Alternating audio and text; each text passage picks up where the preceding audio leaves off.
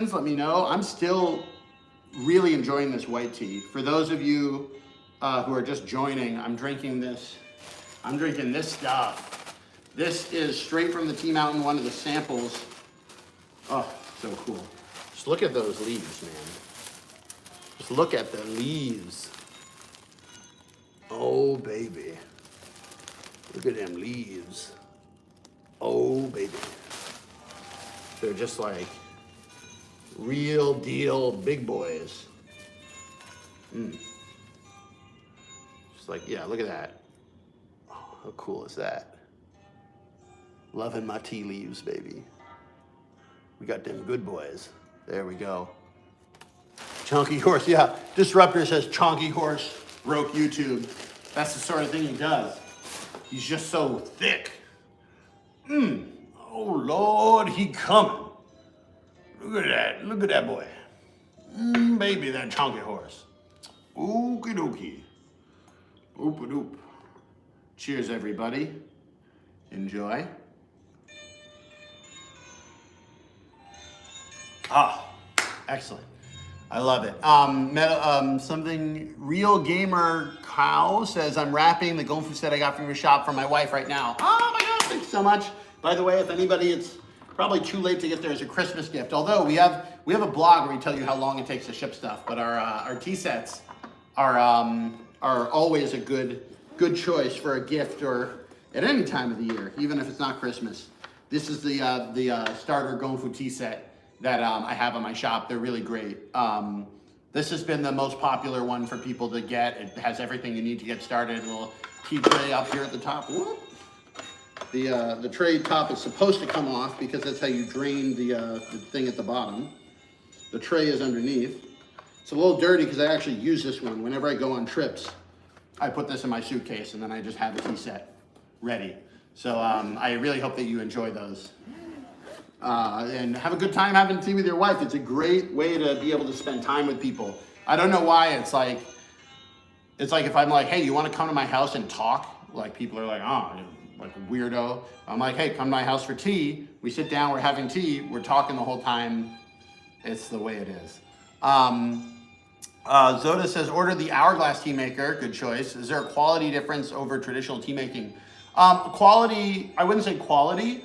That tea maker is easier for making like bigger cups of tea. So if you want to drink like a big cup of tea, that's going to be a good option. If you're making tea for multiple people, that's also a good option. I would say just be aware to use a longer steep time. It's probably going to be closer to the pot steep time on my cards. I have Guy 1 steep time and pot steep times. It actually may even be longer than the pot steep time. So you'll get fewer steeps, but the steeps will be bigger. And the Hourglass is great. I love the Hourglass. Things to remember about the Hourglass though, when you're cleaning the Hourglass, it has that top section where you have the tea in. I gave one of those Hourglasses to my dad, and when he was cleaning it, he just went over the trash and he went womp womp, and the ball bearing and the cover of the ball bearing went into the trash and he didn't notice it, and I had to give him a whole nother one because he lost the ball bearing. And unfortunately, I don't have like extra ball bearings. They come as part of the kit. And so I had to basically get him a whole new one because he was too rough with it while he was throwing it out. So just keep that in mind. Questions over here from Yami on TikTok. Do you prefer green tea from Japan or China, and why? That's a good question. They taste very different. I mean, I prefer China, but that's because I lived in China and I know Chinese tea farmers. I bet if I had lived in Japan and knew Japanese tea farmers and spoke Japanese and had lived through that, I would enjoy that more than the Chinese ones. They're both really good. The Japanese really do make good green tea. They have completely different ways of processing it though. And so the flavor comes out very, very different.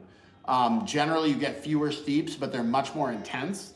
And it's got more of like a umami sort of savoriness to it, I feel, compared to the green teas from China, which are more like floral and light and sweet. But of course, there are many types of different Japanese green tea, and I'm not at all an expert in Japanese tea. I know a little bit more about it than some Turkish tea because I lived in China and there's interchange between Japan and China. But it's great stuff. I mean, in a future, probably not 2024, but 2025, I don't know. It's on my to-do list to maybe go to Japan and be able to trace down some of my own green tea from Japan and do like a Japan box or something like that, which would be really fun. Let me know if you guys think that would be a good idea, if you'd like to see my Japan box. I mean, I need to make sure that I have some real quality for you guys, because it's not gonna be as easy as it was in China, where I speak the language and know people already, but I think it's doable. Very, very fun. Yami said, would love that, great. Questions over here from Walkman, is that right? Walkman Studios, very interested. Is Gung Fu tea what would be recommended for somebody who just wants to dip their toes into it? Gung Fu tea is a style of tea making, so it's not like any particular type of tea. The style of tea making that I'm doing here, where you have this lidded cup and you use the filter to put the tea into a pitcher, and then you serve your guests and yourself from this way of making tea. That's Gung Fu tea. There we go. Cheers. I think it's, there you go. I think that if you're interested in tea and doing tea with yourself, doing tea with friends, and making tea more of a part of your life, yeah, dip your toe in by getting a Gung Fu starter set. So this is the Gung Fu tea tray set that's on my site. It comes with everything you need. Something like this, you know, is going to allow you to have the real, full-on Gung Fu tea experience, and it's not that expensive. These are 95 bucks, and they come with a free tea pet, surprise tea pet. You don't need this to drink tea, though. So if you just want to try different types of tea, like if 95 bucks is a lot of money in your budget, it would be better for you to spend that first $95 on drinking lots and lots and lots of different teas, and you can get quite a lot of variety and quality and amount for 95 bucks. Like, you can get a lot of tea. Tea is actually not that expensive. But if you want the experience, sort of an experiential thing, then, like, you know, putting really good tea leaves into this cup is going to be different from putting them into this situation. And again, all of this is here to help you make the tea well, help you control the steep time, help you separate the tea leaves from the tea liquid from the leaves, so that you're not over steeping in there. We have this really good tea ready to go right here. That is all part of the experience. And so that's something I think definitely worth dipping your toes into. Questions from New King. Plus, how the tea changes as you steep the tea, it's something absolutely new. That is definitely also true. If you make these bigger, like, you know, imagine these tea leaves are gonna go from 0 or whatever, 100 to 0, whatever. And at the beginning, your tea is going to taste, you know, if you have one big pot of tea, you're just gonna taste this. If you make many different steeps throughout the thing, you actually get to see how it progresses, and it gets kind of like, you know, it's going to start out a little bit light, and it's going to get richer and thicker, and then start to peter out. Or each tea kind of has its own journey. Some of them take a little while to get going, and then they shoot up. Some of them start really strong, and then they fizzle out. Some of them stay very steady the whole way. That's stuff that you can only tell if you're taking multiple small steeps. And also, that way you have hot tea all the time, because if you make a cup like this, it'll be too hot in the beginning. It'll cool off to be perfect, but unless you chug it all right then it's going to get cold. And that's because this is not how people have made tea for 2,000 years. This is not the way that tea is normally made in the places that they actually have the tea tree and develop the tea culture. So, cheers over here. Questions over here. Move Fufu says, how do you drain your tea tray? So a lot of the trays on my site, you see they have that top, and then you just bring them to the sink and like kind of brush them off. But this tray is a stone tray, and the stone tray has this edge around it, so that if water is poured onto the tray, it all collects in the edge around the stone, and then it actually goes through a tube here into a bowl that I have beneath the table. So this, you can even press this if it's kind of stuck. You can get a little air squeeze, and the water drains into that bowl, and then I just empty that bowl after the tea session. So it's a little bit more involved, but it's good if you drink a lot of tea or you know that the tea table is staying here. So, you know, back when I had roommates, when I first lived in China, I would have my tea table out in the main table, but then I would have to put it away somewhere. And it was really good to have one with a tray underneath I could just dump, or to take the whole tray and dump it. Now that I have my own place and I know that I drink tea every day, I can just put the tea table right here. So very, very cool. Questions over here. Bingdao Mellow Show versus the Bent Bow Raw Pu'er for a noob. Ooh, both of those are very kind of intense teas. For a new person, I honestly would recommend my subscription box for a similar budget, because you get 3 different types of teas. So if you don't like one style of tea, you don't need to have bought 357 grams of it. If you've tried raw pu'er and you know you like raw pu'er, get the bent bow cake. If you've tried cooked pu'er and you know you like it, get the Bingdao Mellow. If you've never tried either of those teas, I would recommend trying some of them, like, you know, get a small cake of the Master Box raw pu'er or a small cake of the Master Box cooked pu'er. You'll save a little bit of money and you'll try a very, very good tea. And if you like the style, then you can say, I'm gonna, now like that I know I like this, I'm gonna buy one of those cakes. Because if you like them, they're the best deal on the site. It's under $1 per session and it's really good tea. And you get this nice, really big cake. So my main thing for a noob is I wouldn't necessarily rush into buying a whole tea cake, because it's a lot of tea. If you have the money and it's not the end of the world if you bought a tea cake and don't really drink it, then go for it. But we have 50-gram cakes of very high quality tea in the Master Series. And then even for the cooked pu'er, we have the Dui Dui's, my friend Dui Dui's 2010 Reserve, that's 13 years aged, cooked pu'er. That's, I think, $25 a bag. You get a lot less of it than the full cake, but like another just chance of, like, for less cash, you can try really good tea, see if you like it, and if you like that style, then go get the big cake of the stuff that's more of an everyday price. Because some of the 2010 Reserve is 13 years age. It's going to be more expensive by weight. So it's very good. Maximo says the 2023 Qiandazhai Ancient Tree Sheng Pu'er is great. It is. It's really good. Same tea mountain that I'm drinking this from now, but this is white tea, not the raw tea. Very, very cool. Questions over here from Alex Kovacs says, what do you think about Taiwan tea? Taiwan is great teas. So Taiwan specializes usually in oolong. They also have good red teas as well. The Taiwanese oolongs are excellent. Taiwan is kind of like made for tea. The way the geography lays out, the whole of the island is a giant mountain, and they have lots of great tea growing regions in that mountain. They have high mountain tea in Taiwan. It's not, now their mountains are not as high as some of the ones in Yunnan or in other places around the world, but it's still very high mountains. And most importantly for oolong, because oolong takes there's 10 steps in processing it. It's like after you pick it, you have to do all this rolling, kneading, roasting, tumbling. There's all these steps. You need a shifu, like a master tea maker who knows how to do that processing. And that's what they have in Taiwan. They have a long history of making that tea. So there are places that regularly you'll see 2nd generation, 3rd generation tea processors.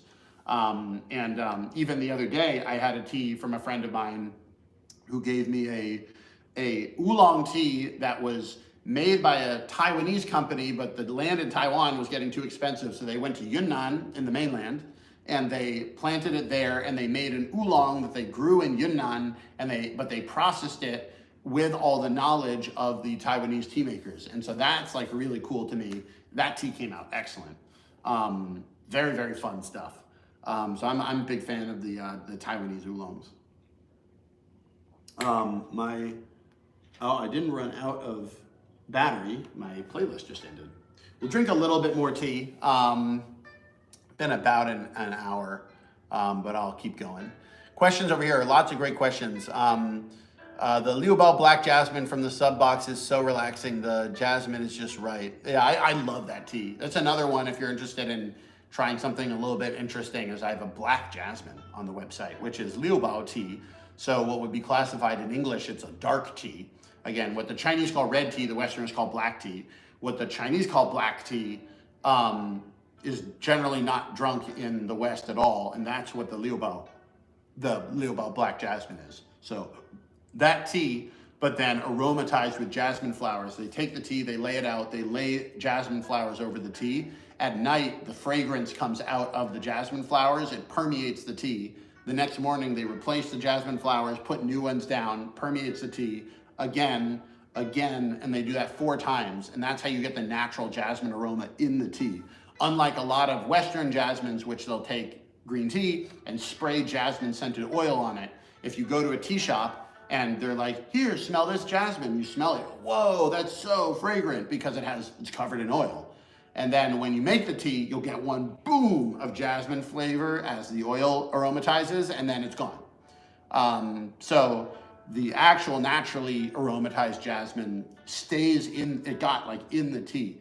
And so in the beginning, you get a lot of that intense fragrance, but as it goes on, you notice the flavor of the fragrance kind of soaks into the tea, and then you're just drinking this really, really awesome stuff. I was very glad to have that up on the site. We sold out of that a couple times. I believe we're in stock now.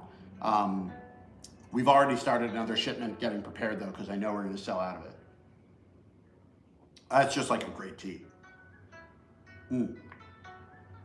All right, so I've already made, I'd say 9 or 8, 9, 10 steeps from this white tea. I'm gonna try pumping the volume up, or pumping the temperature up to boiling, and see what that feels like. Normally with younger white teas, I keep it around 80, 85, 90. That's what I've been doing here, but it's been going a little while, and I always encourage people to experiment. I don't know what this tea is gonna taste like if I hit it at boiling. Generally, that would not be what I would do, but it's right there, and as it starts to weaken, sometimes bringing in that extra temperature can keep it strong. Very, very cool. Smith Track says, my tea guy here in New York said Jasmine Liu is rare. I'm definitely going to get one of the samples from the larger sampler I have. Yeah, it is pretty rare. Even in China, there's not a lot of places that sell Jasmine Liu. I was surprised when I got the sample, because I asked my tea guy, Wu Kai, and if you go to YouTube and you watch my YouTube channel, there's actually like a 12-minute video of me making that tea with Wu Kai in Beijing at his tea shop. And when he sent me the sample, I was like, Black Jasmine? I've never even heard of that before. And I've had a lot of teas, so it was cool for me too. And this is definitely like, some teas are unusual, but it's like very gimmicky. I didn't think that was gimmicky at all. I just really straight up liked it. Questions over here. Why does white tea include the stems? So in this one, you'll see there's a little bit of stem going on. So there's stems and there's stems. There are stems that are created from machine cut, chop, chop, chop, chop, chop, chop, chop, stem fragments everywhere. That's different from if you are hand picking a leaf and you take a little extra stem to go along with it and you dry the stem with it.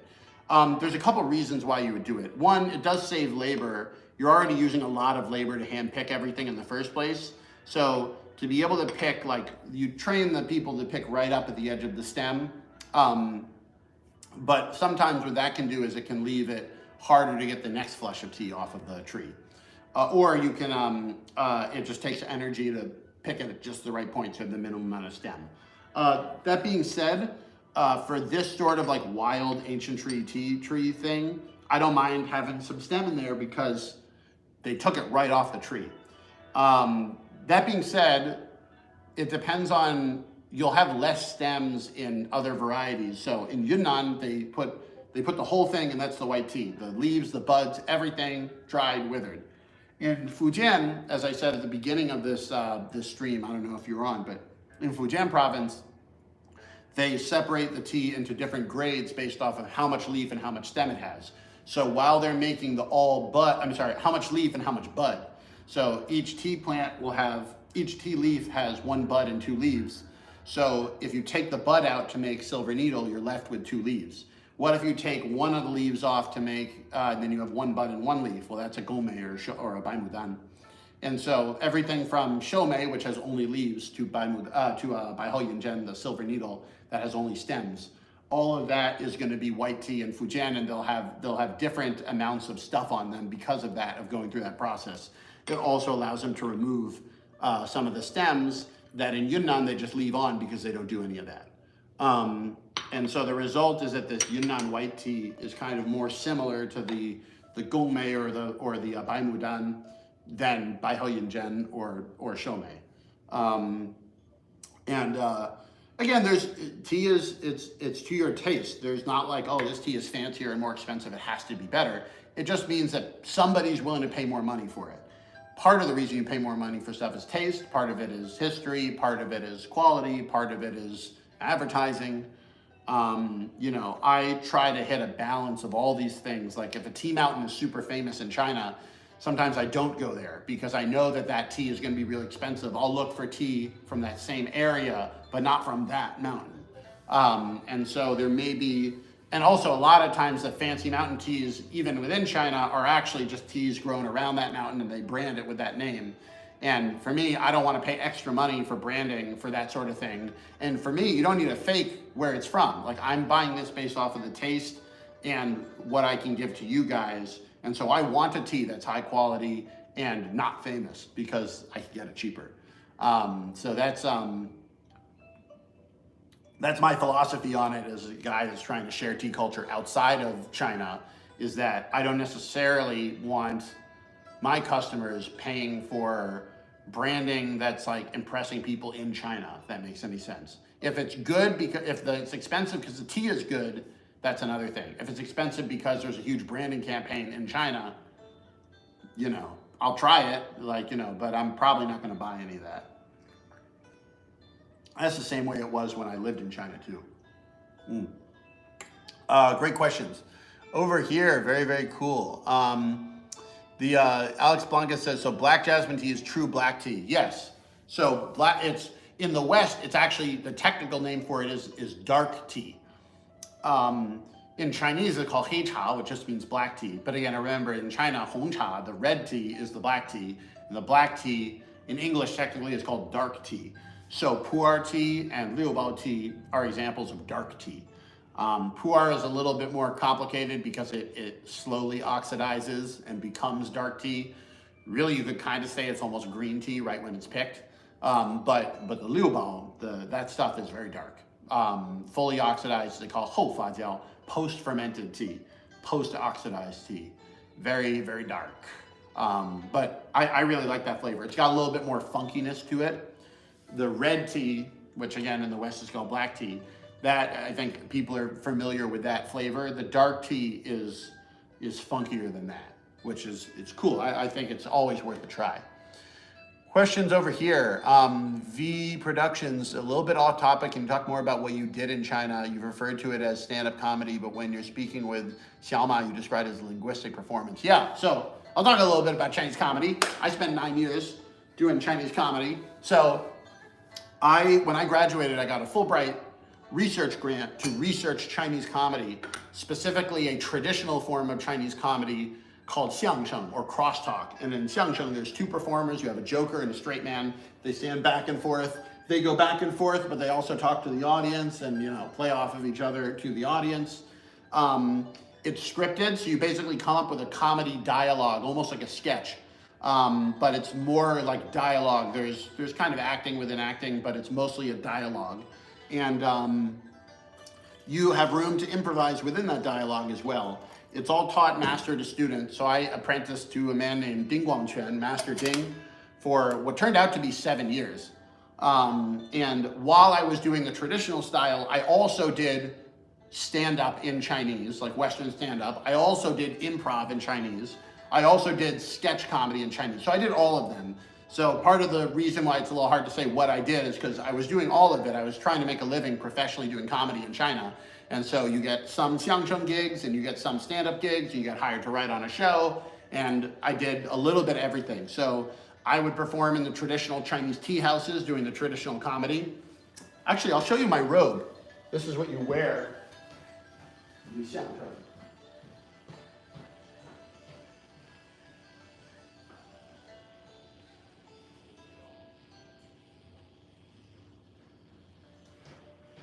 So this, over here, I think you can see me. So this is a xiangsheng robe. So if you're a comedian in China, this is what you wear. You can see here it's a full-length robe. Move the chair out of the way. 来点小表演好不好？哎，and these are made. There's like one lady who lives in an apartment building in South Beijing, and she makes all the robes for all the biggest xiangsheng performers. And so that's one of the benefits of apprenticing to a master, is you actually get in touch with the people that do this. So if you were a regular person in the Qing dynasty, this is what you would wear day to day. And the comedy style that I studied originated as a street performance art. And people would be on the street telling jokes. And eventually they got one of them, this guy who started the art form, his name is Gung Fu, got so famous for telling jokes on the street that the Empress Dowager Cixi invited him to the summer palace to perform, and he killed it, and that became kind of the unofficial acceptance of this art form within China. So if you're in a xiangsheng show, you'll be performing in this robe, and you will put your sleeves up like this. The top of the sleeve will be up, but the bottom will not. And the reason is because if you were a street performer in the Qing dynasty and you were doing jokes, and I was doing jokes with somebody, and somebody wants to give you money, you can be doing your jokes, you say thank you so much, put it into the sleeve, and then continue performing. So the sleeves rolled up all the way, you can't take any money. You gotta have somewhere to put that money. You gotta make that money. So in a live stream, if you give me a flower or whatever, the machine takes the money. But if you're a street performer way back in the day, you gotta do that yourself. So I'll do a little thing, I'll also do a little performance for you here, while I have you here.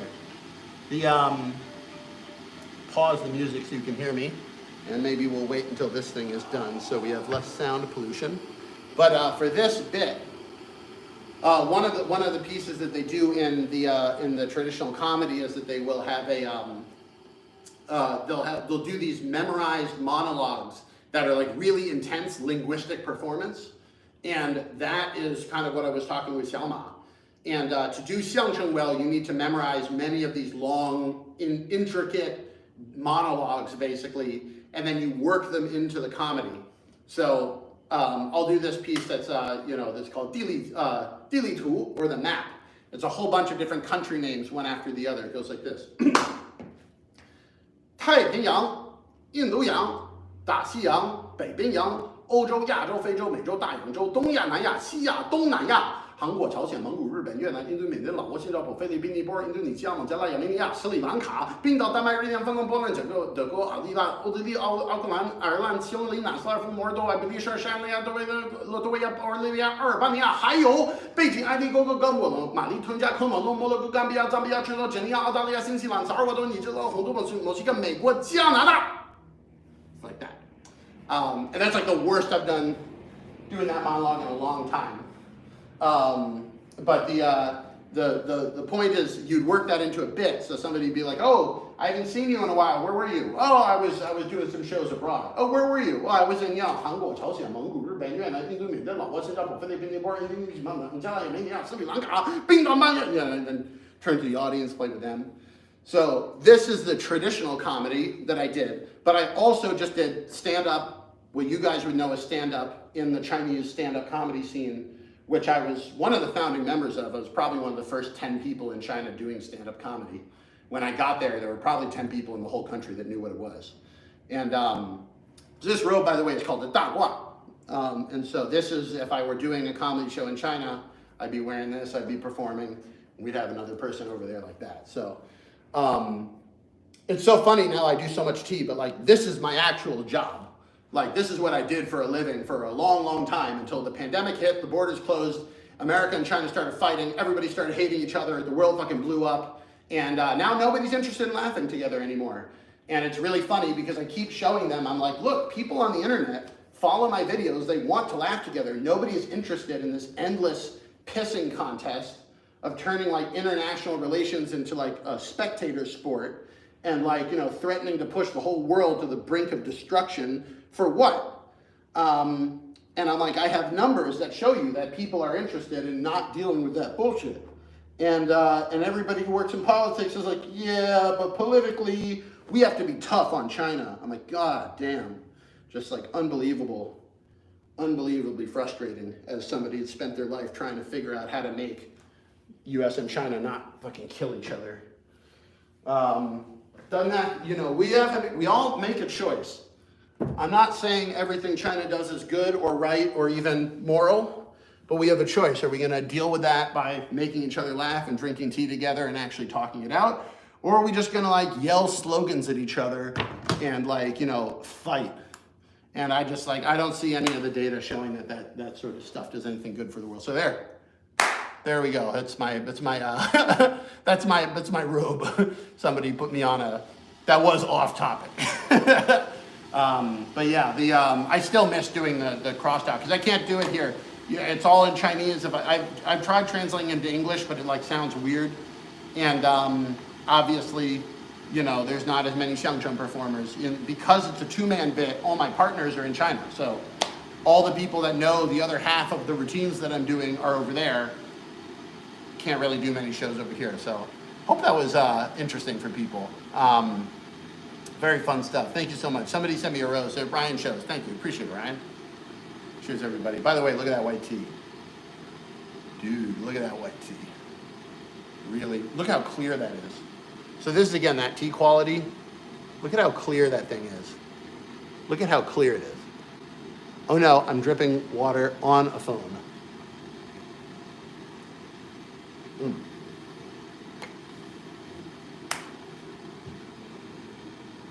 We got all that sort of stuff there. So if anybody's interested in looking at any of my comedy stuff, I actually do have comedy channels. On TikTok, I think it's called Jesse Chinese Comedy. On YouTube, if you just search Jesse Appel, ITSC, or if you search white guy Chinese comedy, you're probably gonna find me. So very, very cool. It's a lot of fun. And then obviously if you have the ability to understand Chinese, if you search my Chinese name, ITSC, on Bilibili or on YouTube, you'll see a lot more videos. Because I have a lot more videos that aren't on my channel, but that's because they were like TV shows. And whenever I try to put them on subtitled, I get a copyright strike because the Chinese TV station owns the rights, which is like ludicrous because it's me on stage doing comedy and no one respects my IP rights in China. I really wish we lived in a world. I am more than happy to respect the rights of the Chinese TV station if they would say like even allow foreigners to be aired on TV anymore. Ugh. But not gonna get into a rant on that. Because we would be here all day. I'm gonna try boiling water on these white tea leaves and get whatever's left in them out, and then that'll be the end of our tea time. But any last questions, let me know. I'm probably gonna be tuning off in about 10 minutes or so. We have a lot of questions over here. I'm sorry about this. From Madog G Tank, problem is politicians are more worried about making themselves look good to the general public than actually instilling any change. With America divided in half, it's clearly impossible. I mean, ironically, disliking China is one of the few things that both American political parties agree on. And that's what's kind of scary to me, is that, you know, politically we could find ourselves in our own political crisis of something bad happens with China and neither party is going to be like, slow down. We don't need to like everything they do. They're another country. We're not going to like everything we do, but let's not get into a stupid war between the two richest, most powerful countries in the world over something that there should be a political solution to. And usually in America, if one party wants to do something, you can trust the other party to stop them. And the result of that is actually a lot of stability. In China, you know, if the man at the top wants something to happen, it happens, whether it's good or bad. In America, whether it's good or bad, it gets slowed down. It's worrisome to me that that braking mechanism is not here right now in the way that we deal with China. Not because China is or isn't a bad actor, but because as a human being, you're always only under control of what you do. So as an American, I don't have any control over what China does. It's not my country. I don't get a chance to choose their leadership. I don't get a chance to choose anything they do there. I do have some semblance of control over the way my own country works, and it's frightening to see the leaders in both political parties, in my opinion, uneducated on China issues, and also the populace interested in fighting.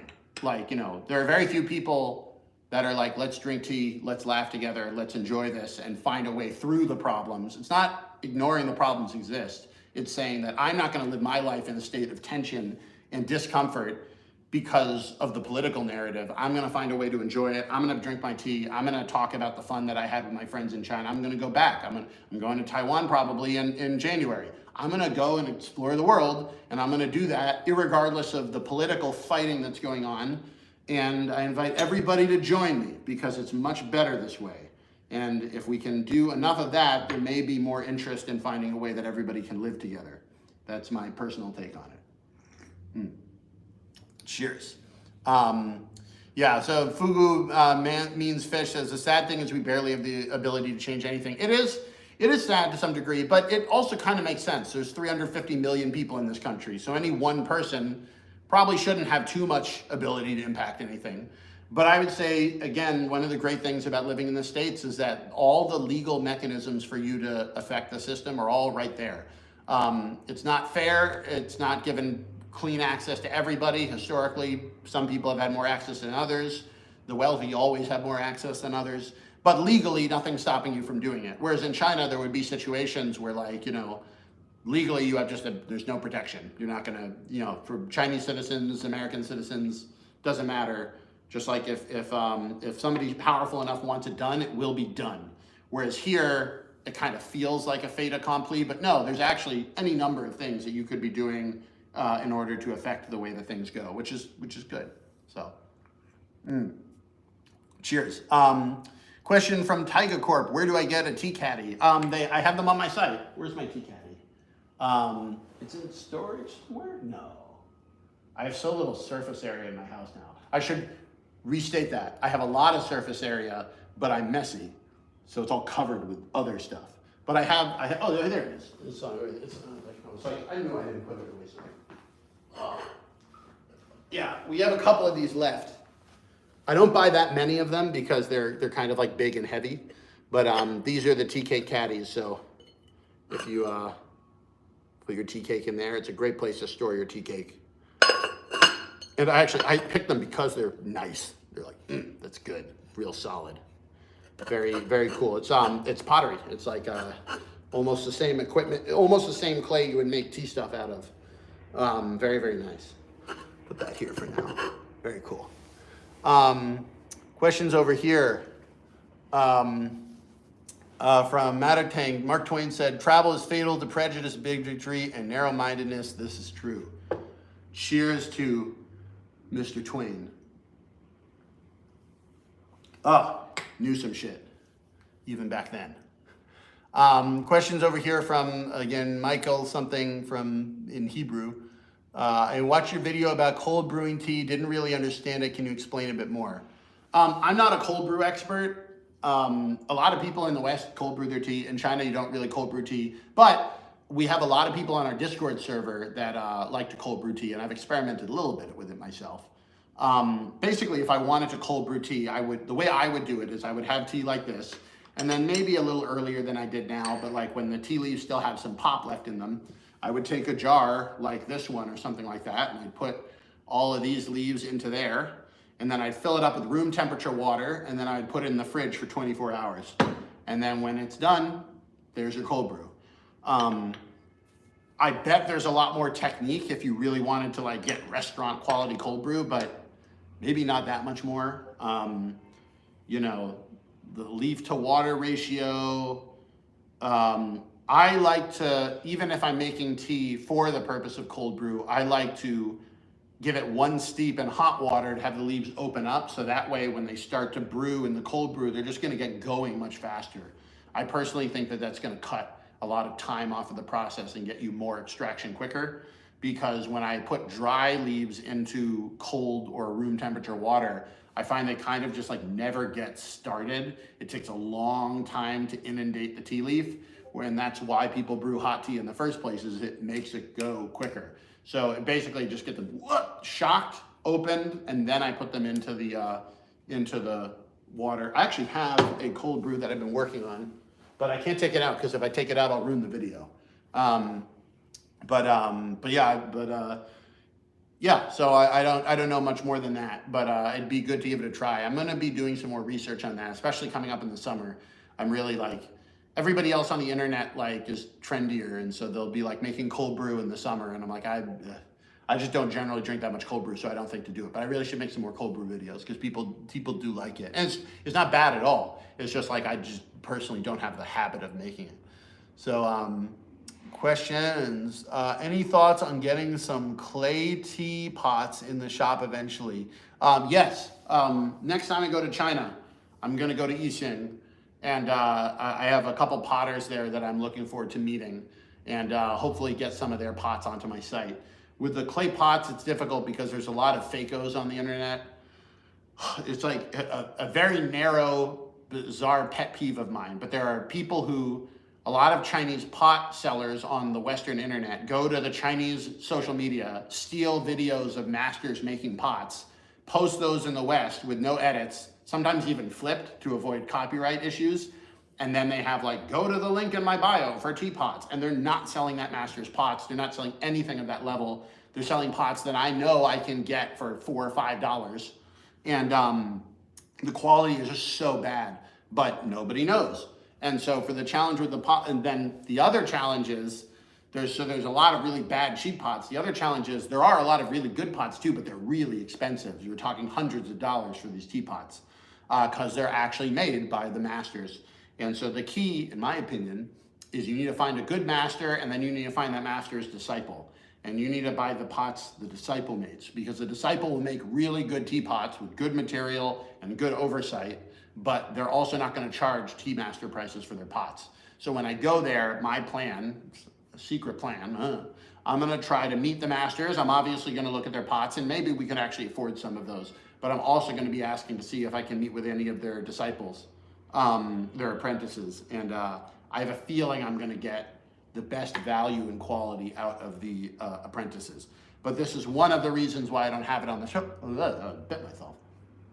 So one of the reasons I don't have it on the shop is because that process that I just told you is like, you can't really do that online. You kind of need to do it in person. So